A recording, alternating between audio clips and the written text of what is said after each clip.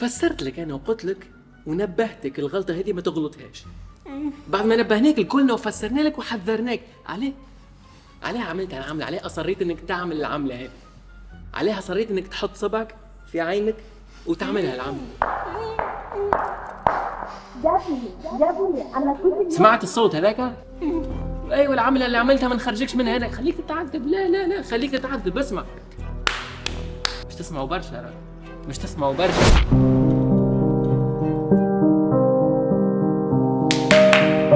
يا ابني انا طول اليوم قاعده لوحدي، طول الوقت عمال تلعب وسايبني. انا مراتك، انا طول الوقت قاعده بكلم الحيطه، بكلم نفسي 24 ساعه بلاي ستيشن. عينك خلاص هنا مفيش، انت مش سامعني اساسا، انا مش موجوده. المروحه ليها لازمه اكتر. اي نعم عملتها العمله. يس اول حاجه ذكرت الموت باس بتاع الشين، هي ثاني عمله عملتها هي اللي انا صحيح عرست. ونعرف ايش قاعد تفكر انت تو. سيف نتفرج عليك من انا عمري 3 سنين. كانك تتبع فيا من قبل، وكانك تتبع فيا على انستغرام على سيف انفورماتيكس.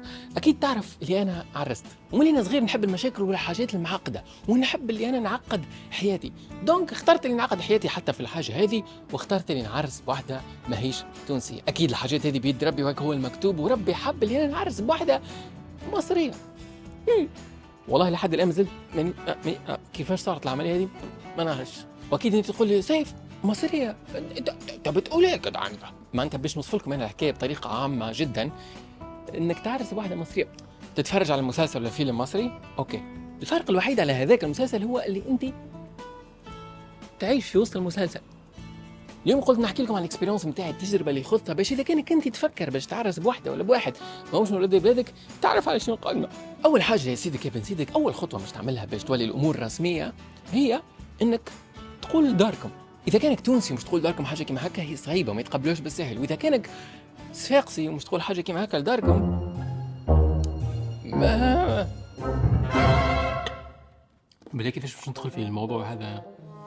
لا كيفاه حضرت هذا ما يكفيش، زعما نقول لهم حاجه تخوف بعد نفرحهم. يابا ضربتني كهرباء، ما اسمع نحب نعرس. لكنهم في سطح كان الكذب والتولعيد يا خياني، صدقني ما عاد فما حاجه تصلح. الو اهلا بولدي. ويا هلا بابا، شنو احوالك؟ لاباس الحمد لله، شنو احوالك انت؟ شو عامل؟ لا لاباس الحمد لله. هذيك حبيت نقول لك ماما بعديك امك خرجت والله ما نعرف، قالت لي قلبي مقبوض ماشي نبدل الجو عند خالتك منيره. معناتها نبدا نقول لك انت ومن بعد قل لها انت وعاوني باهي. ان شاء الله خير يا ولدي. شنو العمله اللي عملتها المره هذه؟ لا ما فهم شيء. هذاك حبيت نقول لك اللي انا نحب نعرس. واخيرا يا ولدي، يعطيك الصحه، مبروك. عندي سنين نستنى فيها الكلمه هذه. هاي قل لي، من صفاقس عاد؟ لا ماهيش من صفاقس. ما تقوليش بعدت شويه على صفاقس. وين مشيت؟ وين؟ انا عارفك حلوف ساقي قطوال. وين مشيت؟ لا ماهيش من تونس. نعم منين؟ شكون اللي من وين؟ من مصر. سلمتي يعني بنات بتونس الكل ما عجبوكش ومشيتي اخر الدنيا يعني؟ بالله امك مش تسمعش مش تقول لك حسب رايك. ترى هذاك هو نعرف، اما هيك علاش انت قلت لك تو هكا وكنتي تعرف قبل باش تعاوني تفسر لها هي قبل. عليه وبالله امك مش تجيش باش نقول لها. لا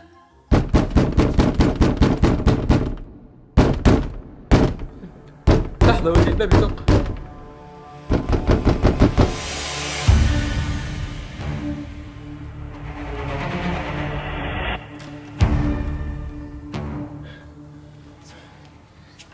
الحمد لله ما فهم. لا ما فهم حدا. ما اسمع راني انا ما نتحملش مسؤوليتك. عندي حاجه تحب تقولها لامك، انا نعرف الرياكسيون تاعها كيفاش باش تكون. نعرف انا اول ما جيت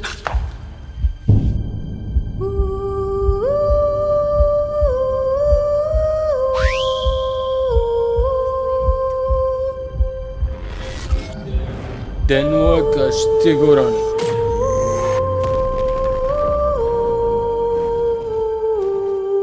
أنا ملي قمت الصباح وقلبي مقبوض، فاش كنتوا تحكيوا؟ تكلم قلت لك. قل له عاد شيء، سألتيش شنو الأمور، شنو العمل السخنة؟ ايوه شنو قلت له من بعد؟ قلت له لي أنا قاعد نفكر برا نخمم نفكر نعرس. كمل. قلت له أنا بنعرس بواحدة من النساء.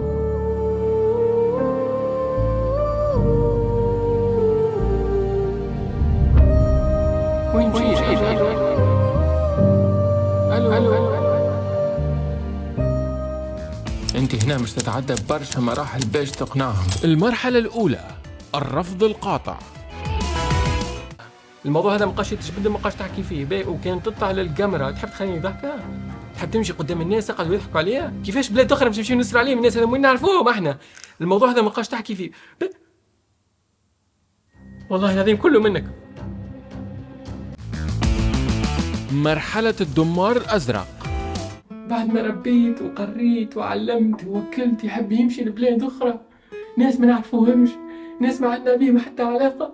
نفسي خليني نظر قرحة. مرحلة المبالغة في الدمار الأزرق. خليها لي نار تشعل في قلبي، نار تشعل في قلبي. يا بنتي هدي روحك، راهو ما يصير شيء وانت هكا، هدي روحك. شو كأنك مش مصدق يا بنتي؟ نار.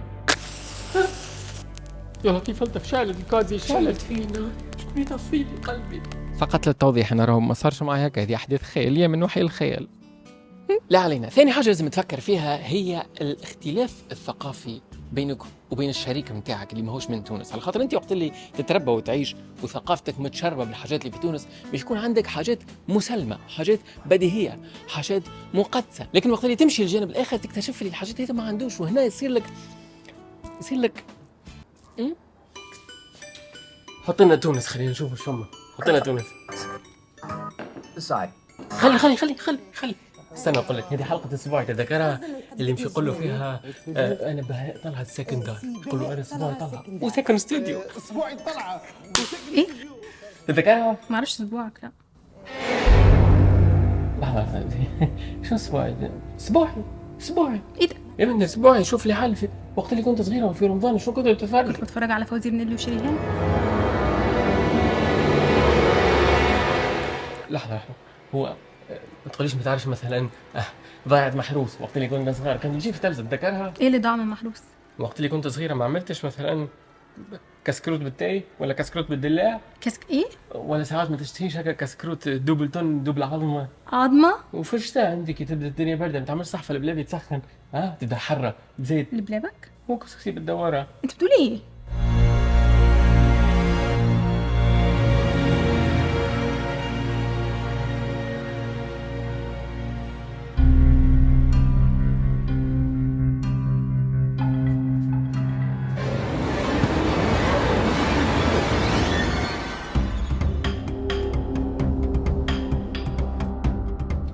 شفتوا هذا ولا لا؟ شفتوا هذا ولا؟ هذا الصباع لازم تكون حافظته، لازم تكون شربته، لازم تكون قريته، لازمك تعرف كل شيء، حلقات الكل لازم تعرفهم. خليك لحظه. هذه شنو هذه وقتاش ناكلوها احنا؟ وقتاش ناكلوها؟ في كل وقت، مع كل ماكله، في كل لحظه ناكلوها في كل وقت. هذا شنو هذا؟ هذه ضيعت محروس تحفظها. لا ولا لحظه خلي. هذا اللوز الاخضر وقتاش يتاكل وكيفاش يتاكل؟ لا هذا يتسرق وقت انت اللي راجعه من المدرسه. سيف رحت فين؟ ما نعرفش والله، سرحت شويه خذتني عيني ولا كيفاه. ما قلت لي ما تعرفش اسبوعي. ما اعرفش اسبوعك. لا مش مشكله، عادي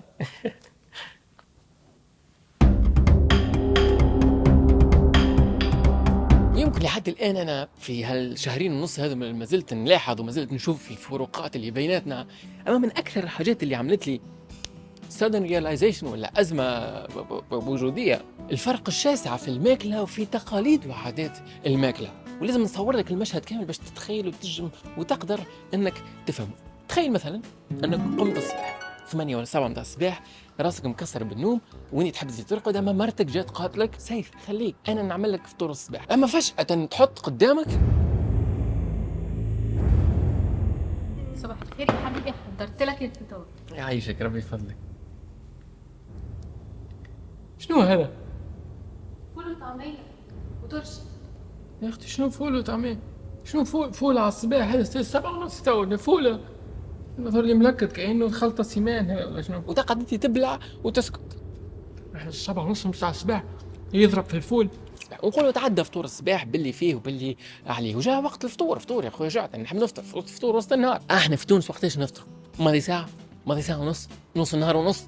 وقتاش نفطروا؟ تجي انت في الوقت هذاك هكا ميت بالجوع وتحب تفطر، تكتشف اللي هو ما يفطروش في الوقت هذاك. صدقني معاتي تعمل في اصوات اول مره نسمعها، الواحد مات بالجوع. وين الفطور؟ ساره ايوه هو وين الفطور؟ فطور ايه؟ ما انت فطرت الصبح. لا نقصد وين الغداء، وين الفطور بتاع وسط النهار؟ غدا ايه؟ الساعه 1:30. الغدا مفيش غدا قبل الساعه 5. 5 وين عديو هذه؟ فلنفرض اللي جاء وقت الماكله يا سيدي، هي وجات حطت قدامك مرتك العزيزه الغاليه صحن نتاع رز. اول حاجه انت باش تتفاجئ بشكله، شبيه مامرو هكا ماهوش كيما الرز اللي نعرفه انا واللي نعملوه احنا. تقول خليني نجربه اللي علينا. انت تحط واحده هكا، تحط مغرفه في فمك و مت بالجوع. 5 الواحد يفطر 5.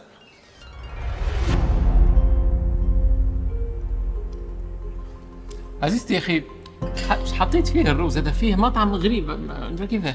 ده رز بالمكسرات والقرفه. قرفة؟ عليها قرفة؟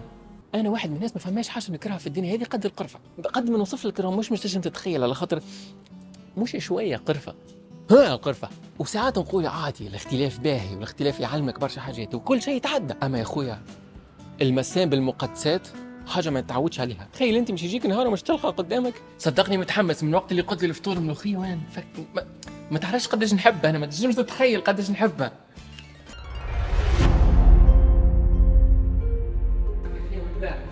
عارفين قداش نحبها.